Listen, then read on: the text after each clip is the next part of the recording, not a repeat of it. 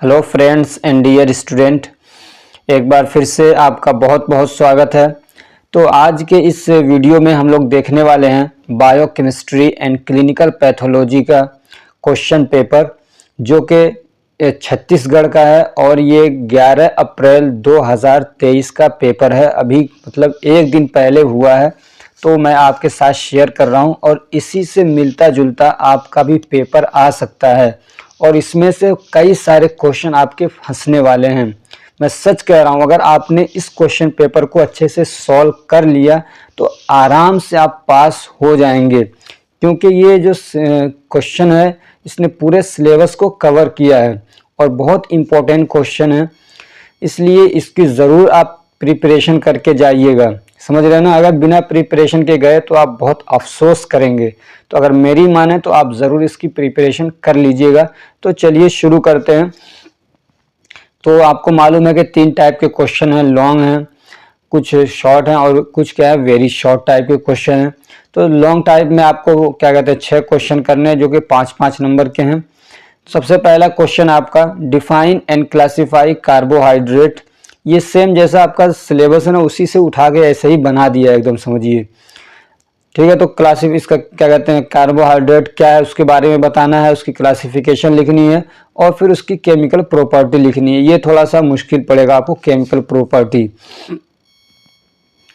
ठीक, उसके बाद इसमें दूसरा क्वेश्चन है, write the biological role of protein and amino acid. ये कह रहा है कि जो प्रोटीन है और जो अमाइनो एसिड हैं उनका बायोलॉजिकल रोल लिखिए, यानी हमारी बॉडी के अंदर उनका क्या रोल होता है, लिविंग ऑर्गेनिज्म के अंदर उनका क्या रोल होता है, उसके बारे में आपको लिखना है। तीसरा क्वेश्चन है, explain in details the structure and function of DNA. DNA का क्या स्ट्रक्चर कैसे होता है और उसका क्या फंक्शन है, उसको क्या है आपको डिटेल में एक्सप्लेन करना है। उसके बाद है आपका चौथा question, discuss the TCS cycle. TCS cycle को डिस्कस करना है, यानी पूरा उसको बनाना है और क्या होता है, कैसे होता है, वो सब कुछ आपको लिखना है। अब ये या तो टीसीए आएगा या तो फिर ग्लाइकोलाइसिस आएगा, इन दोनों को अच्छे से तैयार कर लीजिएगा, इनमें से एक आना समझ लिए ज़रूरी है। Explain the electron transport chain, कि इलेक्ट्रॉन ट्रांसपोर्ट चैन क्या होता है उसके बारे में बताइए, जो कि माइटोकॉन्ड्रिया में होता है लास्ट में जाके उसके। उसके बाद है, explain the composition of body fluids. Body fluids के कंपोजिशन के बारे में बताइए। पूरा मैंने आपको बहुत अच्छे से क्लासिफाई करके बताया था, कितना परसेंट कहाँ पे होता है, कितना होता है, सब मैंने आपको डिटेल से पढ़ा दिया। लीटर में भी बताया था कि कहाँ पे कितना लीटर फ्लूइड होता है हमारी बॉडी के अंदर। ठीक है, तो उसको बताना है। And physiological importance of electrolytes, और इसकी क्या इंपॉर्टेंस है उसके बारे में आपको बताना है। उसके बाद है आपका छठा question, write the functions of the liver and clinical significance of liver function test. आपको यहाँ पे मैं एक क्वेश्चन आपका आउट कर दूं, या तो ये क्वेश्चन ऐसा आएगा सेम, या तो फिर यहाँ से ये बदलेगा, write the function of kidney and clinical significance of kidney function test. समझ रहे हैं ना, इस टाइप का क्वेश्चन आएगा। ये आपका जो 12वां चैप्टर है बायोकेमिस्ट्री का, जो मैंने अभी कल ही अपलोड किया, उसका फर्स्ट पार्ट वो कि किडनी वाला है, तो आप इसको जरूर याद कर लीजिएगा। समझ रहे हैं ना, फंक्शन ऑफ किडनी और फंक्शन ऑफ लीवर, और फिर इनसे रिलेटेड नहीं सारे टेस्ट आप याद कर पा रहे हैं तो 2-3 जो मेन उसके क्या कहते हैं टेस्ट हैं वो जरूर याद कर लीजिएगा। ठीक है ना। उसके बाद आते हैं सेक्शन बी के अंदर। इसमें आपको 10 क्वेश्चन करने हैं, 11 क्वेश्चन है, हर क्वेश्चन 3 नंबर का है। तो सबसे पहला क्या है, give the scope of biochemistry in pharmacy. Pharmacy के अंदर बायोकेमिस्ट्री का क्या स्कोप है, इसके बारे में आपको एक नोट लिखना है। ठीक है, उसके बाद है, draw the structure of glucose, fructose and galactose. ये कह रहे हैं कि इन तीनों का क्या आपको स्ट्रक्चर बनाना है। मेरा मानना यह था कि इन तीनों में से किसी एक का पूछेगा, लेकिन यहाँ पे तीनों का पूछ लिया है, इसलिए आप इन तीनों की तैयारी करके चलिएगा। हो सकता है कि आपके पेपर में इनमें से किसी एक को या 2 को पूछ ले। ठीक, उसके बाद आपको क्या है, प्रोटीन को डिफाइन करना है कि प्रोटीन क्या होता है और उसकी क्लासिफिकेशन। ये 3 है ना, ये तीनों को ऐसे आप एक क्वेश्चन आप बना के खुद तैयार कीजिएगा कि डिफाइन एंड क्लासिफाई प्रोटीन। ठीक है, या और क्या कहते हैं, साथ में आप इसका ये भी ऐड करिएगा उसका केमिकल प्रॉपर्टी क्या है, और फिर उसके लिए कौन सा टेस्ट हम लोग लगाते हैं उसको चेक करने के लिए, यानी उसकी आइडेंटिफिकेशन टेस्ट। ये इस टाइप के क्वेश्चन जरूर पूछेगा। ठीक है, तो यहाँ प्रोटीन हो गया। ऐसे ही डिफाइन एंड क्लासिफाई कार्बोहाइड्रेट कर लीजिएगा, उसको तैयार करना आपको। ऐसे डिफाइन एंड क्लासिफाई लिपिड्स, ठीक है, या फैट, और फिर उसका क्या कहते हैं उसके साथ में कौन सा आइडेंटिफिकेशन टेस्ट होता है और केमिकल प्रॉपर्टी। ये 3-4 चीजें इन तीनों के साथ में आप जरूर याद करिएगा, प्रोटीन के साथ, कार्बोहाइड्रेट और लिपिड के साथ में। समझ रहे हैं ना, यहाँ से एक क्वेश्चन जरूर आएगा इन तीनों में से इस टाइप का। उसके बाद है इसमें right the function of amino acid, amino acid के फंक्शन के बारे में लिखिए, छोटा सा है एकदम। उसके बाद है write the structure and function of cholesterol, cholesterol का आपको फंक्शन बताना है, उसका स्ट्रक्चर लिखना है। उसके बाद है write the identification test for lipids, यहाँ अलग से पूछ लिया है, ठीक है ना, तो इसको जरूर तैयार करिएगा, आइडेंटिफिकेशन टेस्ट तीनों का। ठीक है, उसके बाद है आपको इसमें briefly discuss fat soluble vitamin, fat soluble vitamin को आपको बताना है, बहुत अच्छे से मैंने आपको पढ़ाया इसको, उसके बारे में आपको ब्रीफली डिस्कस करना है, नहीं हर एक के बारे में आपको बताएंगे। जैसे कि मान लीजिए विटामिन ए हो गया, तो ये हमको कहाँ से मिलता है, उसकी वजह से कौन सी बीमारी होती है और उसका सोर्स क्या है, तो ऐसे ब्रीफली आपको डिस्कस करना है। ठीक है, उसके बाद आपको डिस्कस करना है discuss the disease related to carbohydrate metabolism, के कार्बोहाइड्रेट के मेटाबॉलिज्म से रिलेटेड कौन सी बीमारी, यानी एबनॉर्मल जब वो क्या कहते हैं कार्बोहाइड्रेट का मेटाबॉलिज्म होता है, सही से नहीं होता है, तो कौन सी बीमारियां होती है उसके बारे में आपको बताना है। ये भी मैंने बता रखा है आपको। Right the function of iron and calcium, iron और कैल्शियम का क्या फंक्शन है उसके बारे में आपको बताना है। ऐसे right the function of water, water का फंक्शन आपको बताना है। ऐसे name the normal and abnormal constituents of urine, ये क्वेश्चन थोड़ा हार्ड है और 3 नंबर का क्वेश्चन पूछा है। यानी ये हमारे यूरिन के अंदर जो क्या कहते हैं अलग अलग कंपोनेंट्स होते हैं, अलग अलग चीजें पाई जाती हैं, उनका नॉर्मल और एबनॉर्मल लेवल क्या है, कौन कितने % पाया जाता है उसके बारे में आपको बताना है। जैसे कि मान लीजिए उसके अंदर वाटर होता है तो वो कितना होगा, ठीक है, ऐसे उसके अंदर यूरिया होता है तो वो कितना होगा, ऐसे क्रिएटिनिन होता है वो कितना होगा, यूरिक एसिड होता है वो कितना होगा, ऐसे बहुत सारे आयंस वगैरह होते हैं, जैसे सोडियम आयन से निकलता है, फॉस्फोरस निकलता है, तो वो कितने अमाउंट में होंगे, कितने % में होंगे, कितना नॉर्मल होता है और कितना ज्यादा हो तो एबनॉर्मल होगा। समझ में आ रही बात।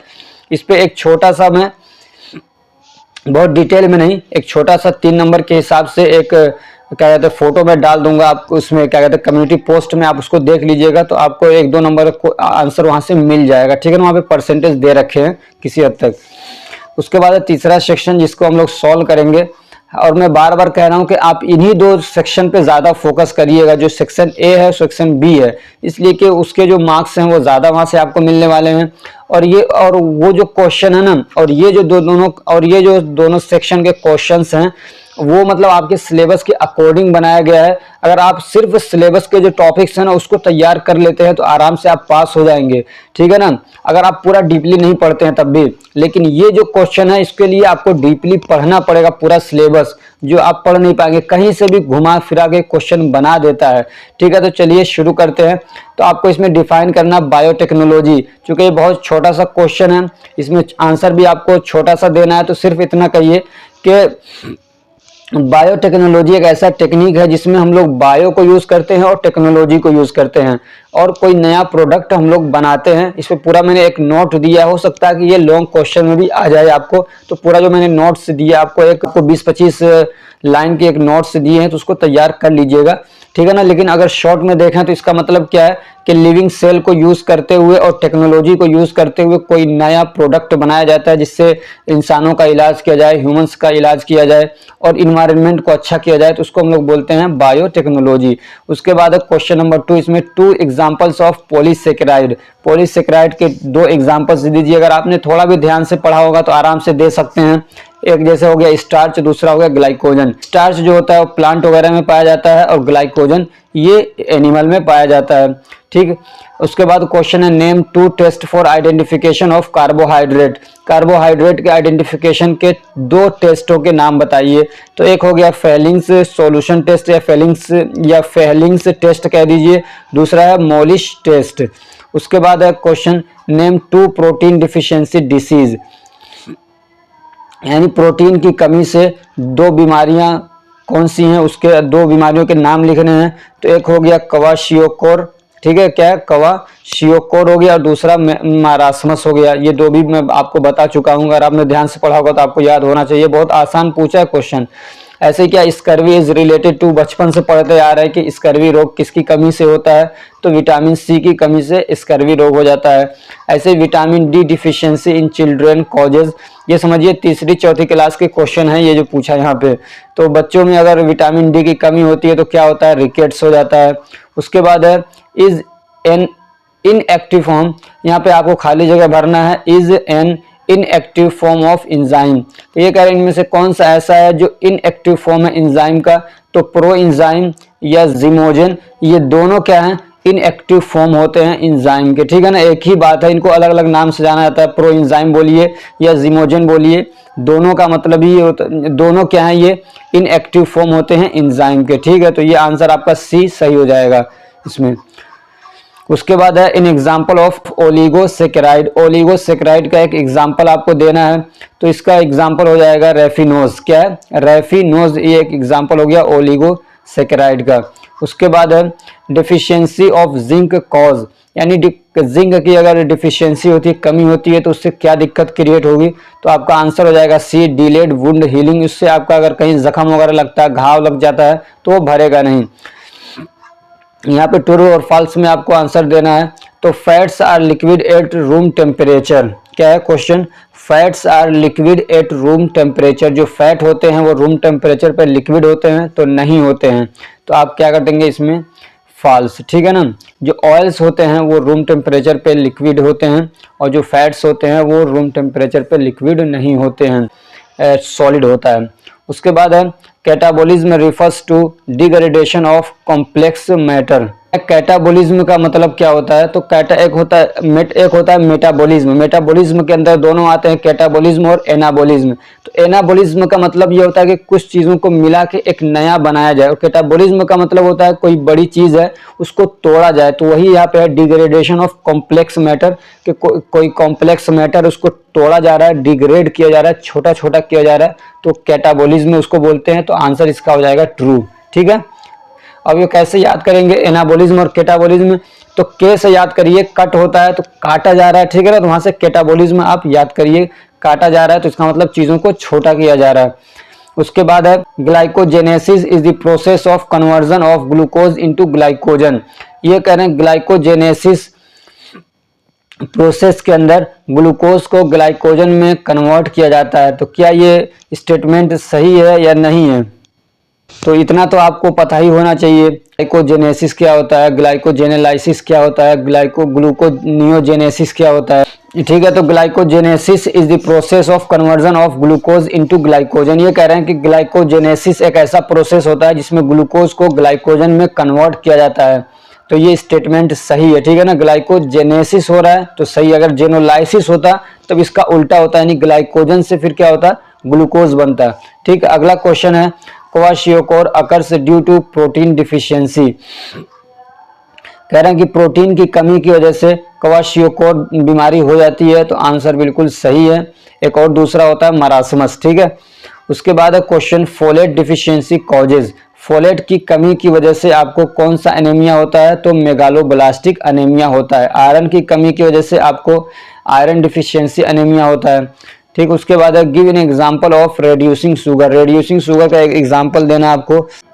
अब ये रिड्यूसिंग शुगर क्या होता है ये मैं डिटेल से पढ़ा चुका हूँ, सिर्फ इतना समझिए कि जिसके अंदर क्या कहते हैं, जिसके अंदर एल्डिहाइड ग्रुप होता है या फिर कीटोन होता है, तो वो समझिए एक तरीके से रिड्यूसिंग शुगर होता है, एक्सेप्ट सुक्रोज के।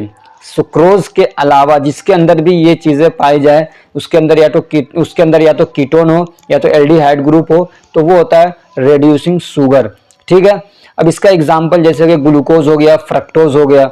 उसके बाद एक क्वेश्चन आपका pyruvate kinase is required in pathway, कि किस पाथवे के अंदर पायरुवेट काइनेज एंजाइम की जरूरत पड़ती है, तो ग्लाइकोलाइसिस के अंदर इसकी जरूरत पड़ती है। लास्ट स्टेप में देखा ना आपने, पायरुवेट बनता है तो वहां पे पायरुवेट काइनेज एंजाइम काम करता है। वहां पे सिर्फ यहाँ लिख दिया गया है काइनेज, आपने पढ़ा होगा तो वहां पे सिर्फ या तो ऐसे पढ़ाया होगा मैंने काइनेज एंजाइम काम करता है, या तो फिर पूरा मुझे याद नहीं आ रहा कि क्या पढ़ाया था, लेकिन वहां पे पायरुवेट काइनेज एंजाइम काम करता है। ठीक है, precursor compound for tyrosine is, ये कह रहे हैं कि टायरोसिन बनने के लिए कौन सा प्रीकर्सर कंपाउंड काम करता है, तो वहां पे काम करता है फेनाइल एलानिन, ठीक है ना, कौन सा, फेनाइल एलानिन काम करता है, उसके बाद तब जाके वहां पे क्या बनता है, टायरोसिन बनता है। तो अगला क्वेश्चन है what is invert sugar, invert sugar क्या है, इसके बारे में आपको बताना है। यहाँ पे 1 नंबर का क्वेश्चन है, ये छोटा क्वेश्चन है तो आपको डिटेल नहीं जाना है, सिर्फ उसका एक एग्जाम्पल देना आपको। तो जो क्या कहते हैं सुक्रोज होता है, जो कि डेक्स्ट्रो रोटेटरी वाला सुक्रोज है, ठीक है ना, जो डेक्स्ट्रो रोटेटरी वाला सुक्रोज होता है उसको हम लोग इनवर्ट शुगर बोलते हैं, ठीक है, उसको क्या बोलते हैं, इनवर्ट शुगर बोलते हैं। और अगर आपको और डिफाइन करना है इसको तो आप ये कह सकते हैं कि a mixture of glucose and fructose obtained by the hydrolysis of sucrose, यानी सुक्रोज को जब हम लोग हाइड्रोलाइसिस करते हैं, वाटर के प्रेजेंस में उसको तोड़ते हैं तो वहाँ पे हमको मिलता है ग्लूकोज और फ्रक्टोज का मिक्सचर, उसको हम लोग बोलते हैं इनवर्ट शुगर, ठीक है। या आप ये भी कह सकते हैं कि जो सुक्रोज है वो एक तरीके का इनवर्ट शुगर होता है। अगला क्वेश्चन आपका uronic acid pathway is concerned with the synthesis of vitamin, ये कह रहा है यूरोनिक एसिड पाथवे जो है वो किसके सिंथेसिस के साथ में समझिए एक तरीके से जुड़ा हुआ है, ठीक है, तो उसमें आ जाएगा आपका विटामिन सी, जो क्या कहते हैं आपका एस्कॉर्बिक एसिड है, विटामिन सी है, उसके साथ में ये पाथवे जुड़ा हुआ है। हालांकि आपके सिलेबस में ये पूछा नहीं है, पता नहीं कहाँ से दिया है निकाल के, तो ये किसके साथ में जुड़ा हुआ है, तो विटामिन सी यहाँ पे कर दीजिएगा, या तो आप कर दीजिए एस्कॉर्बिक एसिड। उसके बाद क्वेश्चन आपका last, name 2 disease related to lipid metabolism, ये कह रहे हैं कि लिपिड के मेटाबॉलिज्म से रिलेटेड 2 बीमारियों के नाम बताइए। यहाँ पे होना चाहिए एबनॉर्मल लिपिड मेटाबॉलिज्म, ठीक है ना, अगर मेटाबॉलिज्म सही से हो रहा है तो बीमारी नहीं होगी, जब एबनॉर्मल क्या कहते हैं मेटाबॉलिज्म होगा तभी तो बीमारी होती है।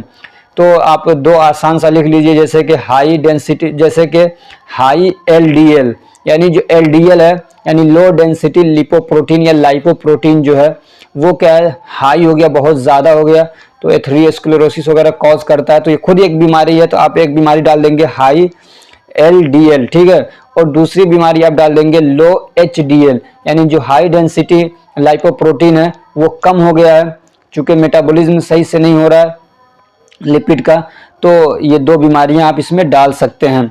तो एक बात यहाँ पे ध्यान रखिए, आपका क्वेश्चन ना इससे बहुत ज़्यादा मिलता जुलता आएगा, ठीक है ना, इसलिए इसको बहुत अच्छे से आप तैयार करिएगा, और मैंने आपको कुछ इंपॉर्टेंट क्वेश्चन वगैरह दे रखे हैं उसको भी तैयार कर लीजिएगा। Thank you so much for watching.